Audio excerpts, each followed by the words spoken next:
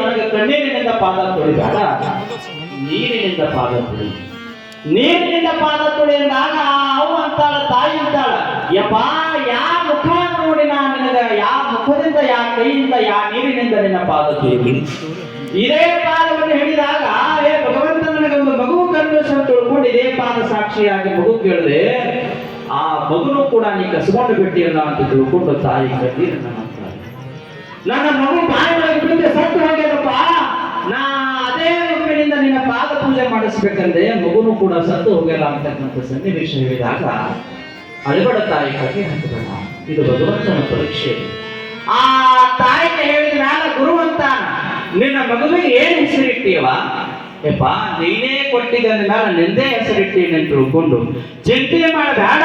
ಹೇ ಪುಟ್ಟರಾಜ, ಹೇ ಪುಟ್ಟರಾಜ, ಹೇ ಪುಟ್ಟರಾಜ ಅಂತ ತಿಳ್ಕೊಂಡು ಮೂರು ಸರಿ ಓಡೋ ನಿನ್ನ ಮಗ ಬರ್ತದಂತಂದಾಗ ತಾಯಿ ಅಂತಾಳೆಪ್ಪ, ಸತ್ತು ಹೋಗಿರ್ತಕ್ಕಂಥ ಮಗು ಮತ್ತೆ ಬದುಕಿ ಬರಕ್ಕೆ ಸಾಧ್ಯ ಇಲ್ಲಪ್ಪ, ಪ್ರಾಣ ಹೋಗ್ಯದಪ್ಪ, ಪ್ರಾಣ ಹೋಗ್ಯದಪ್ಪ, ಹ್ಯಾಂಗ ಬರ್ತದ ಸತ್ತು ಹೋಗ್ಯದಪ್ಪ.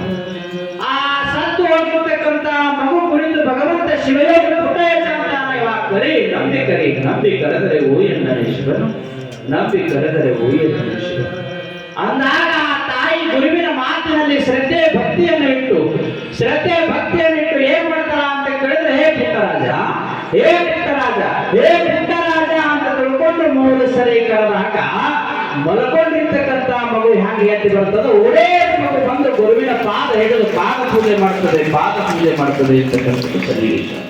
ಯಾಕೆ ಈ ಮಾತನ್ನು ಹೇಳಿದೆ ಅಂತ ಕೇಳಿದ್ರೆ, ನಂಬಿ ಕರೆದರೆ ಓಯ್ಯನೇ ಶಿವನ್. ಆ ಭಗವಂತನಲ್ಲಿ ನಂಬಿಕೆ ಶ್ರದ್ಧೆ ಇತ್ತು ಅಂತ ಕೇಳಿದ್ರೆ ಈ ಜಗತ್ತಿನೊಳಗೆ ಏನೆಲ್ಲ ಆಗಕ್ಕೆ ಸಾಧ್ಯ.